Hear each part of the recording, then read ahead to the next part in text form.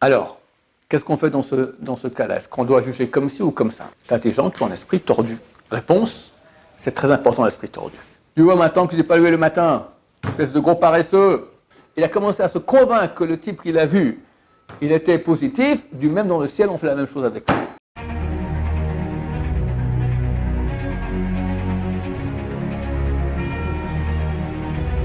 Ce show est dédié pour la guérison complète et rapide de David Ben Messaouda Bezrat Hashem. Donc la question de Youdaleh. Alors la question c'est comment juger son prochain positivement tout en ayant un jugement réaliste? Comment juger son prochain positivement tout en gardant un jugement réaliste? Impossible. Bon, on va expliquer. D'abord, il y a une mitzvah qui s'appelle Betzedek, c'est de la Torah, écrit dans la Torah, par chaque Kedoshim, si je me souviens bien. Betzedek tishpot amitecha. Littéralement, tu vas juger ton prochain de façon juste, pas mensongère. Et en fait, le sens de cette mitzvah est exactement le contraire de ce qu'on entend quand on lit le texte. C'est qu'il faut arriver à juger de façon mensongère. Je vais expliquer de quoi il s'agit. Quand on voit un acte, s'il est clair, quelqu'un, on lui dit par exemple, il mange du porc. Il dit, tu sais que c'est du porc? Il dit oui. Tu sais que la Torah l'interdit? Il dit oui. Tu es peut-être malade, tu as besoin de manger du porc? Non. Alors pourquoi tu manges? J'en ai rien à faire de la Torah, j'aime bien le porc, et tant pis. D'accord? Une fois que tu as fait ton enquête, et il s'avère que le type maintenant, il n'a aucune bonne raison, légitimement, d'après la Torah, de manger du porc, alors il n'y a aucune mitzvah de le juger positivement. Tu juges la réalité telle qu'elle est. Cette mitzvah, c'est quand elle est obligatoire, c'est quand on a un doute. Je vois Youdaleh qui arrive en retard à la prière le matin. Je peux dire, ou bien il a fait encore quelques minutes au lit parce qu'il est paresseux, ou bien certainement le pauvre, il a eu mal au ventre cette nuit, il est parti à l'hôpital. Non, il a eu un copain de chambre qui a eu mal au ventre. Et lui, s'est levé au milieu de la nuit pour prendre son copain à l'hôpital, il l'a accompagné, et il revient maintenant de l'hôpital un peu en retard à la prière. Alors, qu'est-ce qu'on fait dans ce cas-là? Est-ce qu'on doit juger comme ci ou comme ça? La halakha, elle tranche. Si c'est un monsieur qui est cachère, pas un grand sadique, mais pas un rachat, voilà, Youdaleh, c'est un type qui est cachère, il n'y a pas de problème, d'accord, il est cachère. Dans ce cas-là, si il y a 50% de chances de dire comme ci ou comme ça, il y a l'obligation sacro-sainte de choisir la moitié du verre plein. Dans notre cas, ce n'est pas le cas, parce que c'est plus courant qu'un élève il arrive le matin en retard à la prière, parce qu'il a gagné quelques minutes encore au lit, que d'aller avec un copain de chambre, aider la veuve et l'orphelin, et il revient maintenant d'une nuit mouvementée de grandes mitzvot. Ça se peut. Mais dans la balance, d'accord, ce n'est pas 50%. Il y aura néanmoins une mitzvah, une mesure de piété de... Alors comme ça, si c'est 50%, c'est obligatoire de juger favorablement. Si ce n'est pas 50%, on va dire 70% qu'il a dormi plus le matin par paresse, 30% qu'il est parti aider la veuve ou l'orphelin ou son ami de chambre durant la nuit, alors il y a une mesure de piété de juger favorablement, pas obligatoire. Si c'est un tzaddik, ce type-là, on sait, ce type-là, il ne fait pas de péché. S'il en fait, c'est marqué la Gemara dit, tu as vu un Tamid Chacham faire un péché la nuit, mais pas de mauvaise pensée sur eux le jour, car certainement il a fait tchouva déjà. Personne n'est propre au point de faire aucun péché. Les plus grands d'Israël ont fait des péchés. Même Moshe Rabbeinu, d'accord, le roi David, Abraham, Isaac, Yaakov, tout ça. Il y en a 4 dans l'histoire qui n'ont pas fait de péché, qui sont Ishaï, le père de David, Kilhav, le fils de David, Amram, le père de Moshe, et Binyamin, le fils de Yaakov. Ok? Ces 4-là n'ont fait aucun péché. Mais les autres ont fait des péchés. Néanmoins, vu que ce sont des gens qui sont des tzadikim, donc on est convaincu qu'ils ont fait tchouva rapidement, et on ne peut plus les juger maintenant de façon défavorable. Donc, si on voit maintenant un tzaddik qui fait un péché, on le voit maintenant, d'accord? Alors, si c'est clair, comme je dis, qu'il n'y a aucun doute qu'il est en train de faire un péché, alors on peut le juger défavorablement. Il est en train de faire un péché, c'est clair, il n'a aucune bonne raison, aucune autorisation. Mais attention, des fois c'est rare. Je dis, dans le cas, il faut vérifier qui, quoi, comment. Mais s'il y a un petit doute qui subsiste que peut-être il a une bonne raison, obligatoire, ça me ça de la Torah, de le juger favorablement. Tu me diras, oui, mais, je veux dire, comment je peux le juger favorablement? Tout dit qu'il est en train de faire un péché. Il y a une chance sur 100 que pas. À ce propos, il est dit comme ça. Il a dit que tout ce que Dieu a créé dans le monde, il a créé de façon intelligente. Tout a un sens. Il n'y a rien qui a été créé pour rien. Maïmonide a créé il y a 1000 ans déjà, il dit, tu me poses la question, pourquoi Dieu a créé tellement de sortes d'insectes, tellement de sortes de végétaux, que ça ne sert à rien. Un jour viendra, on verra d'après la science que cet insecte-là ou ce végétal est utile pour ça et ça et ça et ça et ça, d'accord? C'est complètement fou, moi je ne m'y connais pas. Mais par exemple, je sais que par exemple, dans les bonbons, d'accord? Les bonbons, tu as la couleur rouge. Il y a un animal qui ne sert à rien, c'est le cafard. Le pauvre, il n'est même pas dangereux, il ne peut rien faire, il ne peut pas piquer, il ne peut rien faire, il ne peut pas mordre. Il y a une seule chose, il est horrible. C'est vraiment pas bon. D'accord, les gens sont horribles, il y a des femmes surtout des fois, c'est terrible, il y en a qui ont des phobies, d'accord? Pourquoi Dieu a-t-il créé le cafard? À quoi ça sert? Encore l'araignée, je comprends, parce qu'elle attrape les mouches, les moustiques, d'accord, mais un cafard, il ne sert à rien, d'accord? Franchement, ça sert à rien. Embêter les gens, c'est pas bon.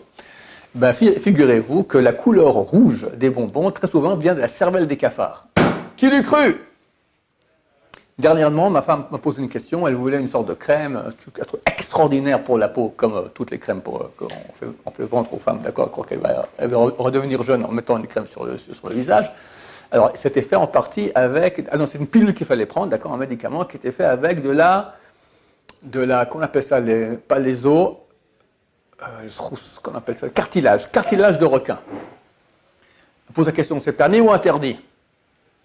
D'accord? Bon, pour finir, on peut autoriser parce que le cartilage n'est pas comestible, et puis c'est un pourcentage très très petit, et je ne sais pas si elle a pris la pilule pour finir et a rajeuni ou pas, je ne sais pas encore. Mais, quoi qu'il en soit, cartilage de requin, à quoi ça sert? Tout ce qu'Hachem a créé dans le monde, il n'est pas créé pour rien. Si le monde est le fruit du hasard, comme disent certaines personnes idiotes, alors il y a beaucoup de choses qui sont hasardeuses, qui ne servent à rien, dont nous par exemple. Mais si le monde s'est créé, alors on a un but, et chaque chose a un but. La chose la plus infime, insignifiante qu'il puisse y avoir a un but qui peut des fois des choses extraordinaires. Question se pose. Pourquoi Dieu a-t-il créé l'esprit idiot, l'esprit tordu? Tu as des gens qui ont l'esprit tordu. Tu leur dis comme ça, ils comprennent comme ça. Tu as des gens comme ça dans la tête qui sont l'esprit tordu. Réponse, c'est très important l'esprit tordu. Des fois, il faut l'utiliser. Quand je vois une chose maintenant qu'à 99%, c'est une chose qui est mauvaise, et c'est un tzaddik qui l'a fait, et j'ai 1% de l'expliquer de façon positive, je dois me tordre l'esprit pour voir la chose de façon positive. Donc, réponse à ta question, comment juger quelqu'un favorablement en gardant l'esprit réaliste? Réponse, non réaliste. Non réaliste. Ou une autre réalité. Et tu ne peux pas imaginer le nombre de fois où, nous, de façon naturelle, on juge les gens défavorablement. Pourquoi? Parce que si lui, je lui mets un mauvais point, il est nul, donc moi je suis bien. La tendance naturelle de l'être humain, c'est vouloir se remonter. C'est le principe piscine. Tout le monde est à la piscine dans sa jeunesse, et deux personnes sont à la piscine, et un enfonce l'autre. D'accord? Quand tu enfonces l'autre, tu remontes. Là aussi, dans la vie, quand tu vas descendre les autres, c'est un moyen de te remonter, de te sentir, je suis quelqu'un. Preuve en est que lui, il est idiot, lui, il est avare, lui c'est un rachat, lui, machin. Mais sous-entendu, moi, d'accord, je ne suis pas comme eux. Moi, je suis un type bien. Donc la tendance naturelle, c'est de juger défavorablement. Et combien de fois on se fait avoir? Combien de fois on se fait avoir? Et qu'on croit qu'on juge de façon défavorable, mais en fait c'était oui favorable. Mais il fallait se tordre d'esprit. Dieu a créé l'esprit tordu pour ça. Je raconte une histoire authentique qui s'est passée il y a combien? Un siècle, je crois. C'était en Europe. Un grand rabbin, oui, le rabbin de Brisk. Il a réuni tous les rabbins à Brisk, d'Europe, une cinquantaine de grands rabbins, tout ça. Ils ont fait un repas, ils ont parlé un peu de tous les sujets importants qui occupaient le monde juif à l'époque. Il fallait l'écouter maintenant, je vous montre une surprise. Il sort une pièce de 1 shekel de l'époque du Temple. Il y a un traité entier de la Mishnah qui s'appelle Shkalim, sur les Shkalim. Et il fait passer la pièce, comme ça, chacun regarde, extraordinaire, de l'époque du Temple, comme ça, extraordinaire. Après une demi-heure, il dit, ok, j'aimerais bien revoir la pièce. Et tout le monde se regarde comme ça. Je sais pas, je t'ai passé à toi, plus de pièce. Plus de pièce. Écoutez, messieurs, je suis très embêté, mais cette pièce, elle a un valeur énorme. Je demande vraiment, faites un effort. Enfin, je ne vais pas fouiller les gens, mais s'il vous plaît, je vous laisse encore un quart d'heure, j'aimerais revoir la pièce. Un quart d'heure passe, pas de pièce. Bon, messieurs, je suis désolé, mais je suis vraiment très très embêté, mais je dois faire une fouille. D'accord. Un vieux rabbin, un des élèves du père du Rav de Brisk, d'accord, il dit, je vous en prie, attendez encore un quart d'heure. Bon, on va encore attendre encore un quart d'heure. On attend encore un quart d'heure, rien ne se passe. Et là, le rabbin dit, écoutez, je ne peux pas, les gens doivent partir, ça va, bon, on passe à la fouille. Le rabbin, le vieux rabbin, se met à pleurer, il dit, je vous supplie, laissez encore un quart d'heure. Les gens disent, ça va, on ne peut pas, on a attendu déjà tout ça, on veut partir, etc. Je vous supplie, encore un quart d'heure, attendez. Bon, on accepte parce que c'est le caveau du grand rabbin, il est vieux, etc. Élève du père du Rav de Brisk, on accepte. Au bout de quelques minutes, vient un serveur, j'ai trouvé la pièce. C'était dans la nappe qu'on a pris comme ça, on l'a mis à la poubelle, et je me suis dit, peut-être j'ai ouvert comme ça, tac, j'ai trouvé la pièce là-bas. Tout le monde est content, très très bien, très bien. Le vieux rabbin se lève, écoutez, je vais raconter ce qui s'est passé. Moi aussi, j'ai une pièce comme ça. Elle est là dans la poche, je vous la sors, la voici. Et je l'ai amenée pour montrer à tout le monde aussi, regardez, une pièce de l'époque, un shekel de l'époque. Maintenant, imaginez qu'on n'ait pas retrouvé la pièce dans la poubelle. On a fait la fouille, on a retrouvé maintenant la pièce dans ma poche. Qu'est-ce qui serait passé? Quelqu'un aurait cru que j'ai amené la pièce. Jamais on a entendu toujours chose pareille. C'est pas une exposition de pièces, d'accord? Jamais eu le cas. Le même jour où le Rav de Brisk amène une pièce, toi aussi tu amènes une pièce. Maintenant, la scène disparue, on la trouve dans ta poche. T'es un sale voleur. Imaginez la honte. Je demande encore un quart d'heure. J'ai prié Hachem, j'ai pleuré à Hachem qu'il fasse un miracle. Et Baruch Hachem, ça a été retrouvé. Maintenant, si le grand rabbin n'avait pas prié, ou Hachem n'aurait pas reçu la prière de grand rabbin, qu'est-ce qui serait passé? Qui aurait tordu son esprit alors que c'est un set, normalement on doit. Tu peux inventer un truc tordu du genre, lui aussi amener une pièce, d'accord? Prétendre que c'était comme ça. En réalité, tu me dis, oui, mais c'est pas réaliste. Tu vois bien que c'était, oui, réaliste. Combien de fois on croit qu'il n'y a aucune chance que l'esprit tordu, la théorie qu'on se fait maintenant soit... on ferait une théorie maintenant pour légitimer l'action de la personne. On dit que ce n'est pas une mauvaise action. Mais on comprend très bien que, voilà, franchement, qu'est-ce qu'on a dû être naïf, non réaliste, se tordre l'esprit pour arriver à penser une chose pareille. Et oui. Et il y a énormément de cas, et chacun dans sa vie, il a vécu ça. Moi, je suis là très souvent avec des élèves, des fois, je pense dans la tête qu'il y avait un truc qui était tordu, puis il s'avère que non, d'accord? Mais c'est très courant, bien sûr que c'est courant. Donc, il y a le mitzvah de juger favorablement, même en étant non réaliste. Et très souvent, on verra que c'était oui réaliste. Et même si on s'est trompé, ce n'est pas réaliste, la Torah nous l'ordonne. Il y a un cas où il y a le mitzvah de juger négativement. Même si ça tend plus à être bien, 80% que c'est bien et 20% que c'est mal, mitzvah de juger négativement. Le type, certainement, il a voulu faire un péché. C'est quand c'est un rachat. Un rachat, un mécréant, un type qui est loin de Torah, un type qui on sait qui fait des péchés, il n'a absolument rien à faire. Là, on a vu faire une action maintenant, qu'à 80% ça peut être une mitzvah ou c'est pas un péché, et 20% que c'est aussi un péché, mitzvah le juger défavorablement pour que les gens s'éloignent des mécréants et ne prennent pas exemple sur eux. Des questions là-dessus, messieurs? Si on est avec les parents et qu'ils jouent la shonara. Si on est avec les parents et qu'ils jouent la shonara, j'ai pas compris la question exactement. Non, si les parents font de la shonara ou ils jugent quelqu'un. Les parents font de la shonara. D'abord, il faut savoir que si on fait de la shonara sur des gens qui sont militants contre la Torah, c'est permis. Sur quelqu'un, d'après la loi stricte, quelqu'un qui est Mechal Shabbat, qui transmet le Shabbat en public, devant 10 personnes religieuses, ou que 10 personnes religieuses savent qu'il transmet le Shabbat, à certains égards, il a un statut de non-juif, et on peut parler sur lui la shonara. La shonara, on peut parler la shonara sur un non-juif. Pourquoi? D'après le non-juif, c'est tout à fait légitime. C'est tous les médias. Les médias ne font que parler la shonara. C'est ça les médias, d'accord? C'est très rare que les médias disent un truc positif sur quelqu'un. D'habitude, à 99%, c'est que des trucs négatifs sur les gens. Ils disent bon que c'est vrai. Si c'est faux, alors ça c'est diffamation, ça c'est interdit. Mais si c'est vrai, c'est permis. D'accord? C'est une mitzvah d'annoncer au public les méfaits de monsieur Untel. La Torah interdit ça, mais elle interdit ça entre le peuple juif parce qu'on est considéré comme une seule personne. Et jamais quelqu'un veut se juger de façon défavorable, négative. Mais vu que les goïms pour eux c'est complètement légitime et même conseillé de dénoncer le mal qu'il y a chez quelqu'un, si c'est vrai, donc on peut. Maintenant, si cette personne-là, elle a un statut de goy parce qu'elle transmet le Shabbat de façon publique, et que 10 personnes religieuses savent cela, alors, d'après le Torah, normalement, il a un statut de goy. Le problème est que le Chazon Ish a écrit, il y a un siècle environ, que c'est faux. C'est pas actuel. Pourquoi? Parce Aujourd'hui, les gens n'ont pas reçu une éducation juive comme il se doit. Et donc, le type, il est Mechal Shabbat, il transfère devant 10 personnes, mais il ne sait pas ce que c'est la Torah, il ne sait pas c'est quoi Shabbat. D'accord? Tu demanderas à quelqu'un, qu'est-ce qui est plus grave, manger du porc ou Shabbat? Il dit, manger du porc, tu manges du porc, Leicester. Shabbat, oui, j'aime la lumière de temps en temps. D'accord? Alors que ça n'a rien à voir. Je mange du porc matin, midi et soir, tout le jour de ta vie, c'est beaucoup moins grave qu'une seule fois de ta vie de transgresser Shabbat. Tu vois, quelqu'un, qu'est-ce qui est plus grave? Tu fais Shabbat? Non. Kippour? Bien sûr, Kippour. Kippour est bien moins grave que Shabbat. Dis ça aux gens, ils te prennent pour un fou. D'accord? Les gens ne savent pas c'est quoi Shabbat. Il n'y a pas plus grave dans toute l'échelle des gravités des péchés, d'accord?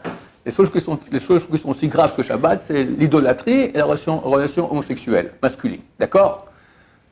C'est à peu près ça, les seules choses qu'ils ont fait ce qu'il a. C'est tellement grave. Et pourtant les gens transgressent Shabbat de façon allègre. D'accord? D'après la Torah, donc dit le Chazon Ish, bien que normalement quelqu'un qui transgresse Shabbat, il a un statut de non-juif, néanmoins, vu que les gens n'ont pas la conscience de la gravité du Shabbat, on l'appelle Tinok Shenishbu. C'est quoi Tinok Shenishbu? Un bébé qui a été mis au couvent quand il est petit et il ne sait pas qu'il est juif. Et toute sa vie, il devient curé. D'accord? Il arrive à la Maba, il croit qu'il va voir le crucifié et il voit Hachem. Il dit, le crucifié, il est en enfer, tu vas avec lui là-bas. Mais ce n'est pas de ma faute, je ne savais pas. Qu'est-ce qu'on peut lui reprocher, le pauvre? C'est un bon curé, d'accord, il a bien fait son travail de façon honnête, etc. Qu'est-ce qu'on peut lui faire? On ne peut rien lui faire, d'accord? Il est complètement innocent. Chazon Ish dit que quelqu'un qui était éduqué, même qui est pratiquant un peu, mais qui est éduqué de façon fausse, on va dire les écoles juives, d'accord? Très souvent c'est une éducation tordue, c'est un peu comme ça, et c'est plutôt une corvée, c'est pas du tout. C'est mieux que rien. Bien qu'il y a des rabbins qui disent que c'est mieux d'envoyer chez les goïms, qu'au moins un jour il viendra comme il faut. Mais c'est poussé, quoi, parce que chez les goïms, il peut partir en cacahuète complètement. Donc, en tout cas, ce n'est pas une éducation qui est la meilleure qu'il puisse y avoir. D'accord? Donc, ces gens-là, dit le Chazon Ish, ils n'ont pas un statut de non-juif, donc on ne peut pas parler à Shonara sur eux. Mais aujourd'hui, la majorité des grands décisionnaires de notre époque, il y a 20-30 ans, on dit on n'est pas d'accord avec le Chazon Ish. Le Rav Shimon Auerbach, le Rav Eliashiv, d'accord, le Rav Besson Bashaoud, disent ça avait été à l'époque de Chazon Ish il y a un siècle. Aujourd'hui, tout le monde a entendu parler de Torah. Avec Internet, il y a des cours extraordinaires, Baruch Hashem, même en français, de Torah. Les gens peuvent se réveiller, peuvent voir que la Torah est vraie. Et si le type n'est pas religieux, c'est qu'il n'a pas envie et qu'il n'a rien à faire, etc. C'est très rare. Bien qu'il parle en Israël, c'est qu'en France, c'est un peu différent. En France, il y a beaucoup moins de conscience de la valeur de la Torah qu'en Israël. En Israël, il y a partout des religieux, d'accord? Et puis, il n'y a presque plus une seule famille en Israël du moins où tu n'as pas un Baal Tshuva. Donc, ton fils, ton cousin, ton frère, qui était un type sérieux, bien, tu vois, il revient un religieux avec une grosse kippa noire sur la tête. Qu'est-ce qui t'arrive? Tu es devenu fou? Non, tu vois qu'il a une argumentation qui tient la route. Pourquoi tu ne vas pas le suivre? Parce que ça te saoule en deux mots, d'accord? Alors, c'est certain que tu as quelques circonstances atténuantes, tu n'as pas été éduqué comme cela, mais dire que tu es complètement nickel, tu es comme un pauvre enfant qui a été mis au couvent, il ne sait même pas qu'il est juif, et tu ne connais rien du judaïsme, ça c'est faux. Donc c'est ce que disent les poskim actuels. Donc c'est un peu délicat. Donc il faut savoir sur qui on parle. Alors c'est pour ça que j'ai dit, si c'est un militant contre la Torah, là déjà c'est un ennemi du peuple juif, là il n'y a aucun problème, tu veux parler, tant que tu veux, il n'y a aucun problème, la Shonara. Voilà. Et au niveau du coup du jugement sur les Rachaïm, ce que vous avez dit, c'est une mitzvah de les juger négativement. Ouais. De quand on peut savoir que c'est un Rachaïm ou pas, quoi? Ah, c'est difficile aussi à savoir. C'est difficile de savoir. Quelqu'un qui transgresse allègrement des péchés connus de la Torah. Avec des témoins, il faut des témoins. Non, pas témoin, toi, tu le connais. Tu sais qu'il m'a Shabbat, il a une copine, qu'est-ce que j'en sais, des trucs comme ça, voilà. Ah, juste ça suffit, même si... Ben, une copine, je ne sais pas ce qu'il te faut, hein. C'est ça, comme faire Shabbat, qui douche, puis après aller en boîte et prendre la voiture, d'accord, c'est rentrer dans les mœurs, avoir une copine aussi, mais c'est le péché le plus grave de la Torah. Si on dit à quelqu'un maintenant, tu transgresses Shabbat ou je te tue, on transgresse Shabbat. Si on dit à quelqu'un, tu as une copine ou je te tue, eh ben on se fait tuer. C'est pas n'importe quoi. C'est pas n'importe quoi, c'est très choquant. Hein, le Rav Shaya, il est super marqué. Qu'est-ce que je peux faire? Je ne peux pas changer la halakha. C'est très, très clairement dans Shulchan Aruch Yoreh Deah, chapitre 157. Voilà. C'est la raison pour laquelle Méo se faire tuer. Là-bas. Tov, que Dieu fasse faire tchouva à tout notre peuple, nous aide à juger favorablement notre prochain. Il faut savoir que comme nous on juge son prochain, comme ça Dieu nous juge. Tu vois maintenant que tu n'es pas levé le matin, espèce de gros paresseux, qu'est-ce que tu fais encore au lit là-bas comme ça? Mais quand tu as vu quelqu'un d'autre faire ça, tu l'as jugé favorablement, alors vient la défense, non, celle tu dis, mais attends Hachem, qu'est-ce que tu l'accuses? Non mais écoute, ne me dis pas maintenant qu'il a une bonne raison. Ben oui, mais ça ne tient pas la route. Et on trouve une bonne raison. Parce que comme lui, il a trouvé une mauvaise raison, une chance sur 1000 que c'était réaliste. C'est complètement irréaliste. Le type, il dit non, c'est vrai. Il a commencé à se convaincre que le type qu'il a vu, il était positif. Du même dans le ciel, on fait la même chose avec lui. Et si c'est le contraire, Dieu ne plaise le contraire. Baruch Adonai, l'olam, amen va amen.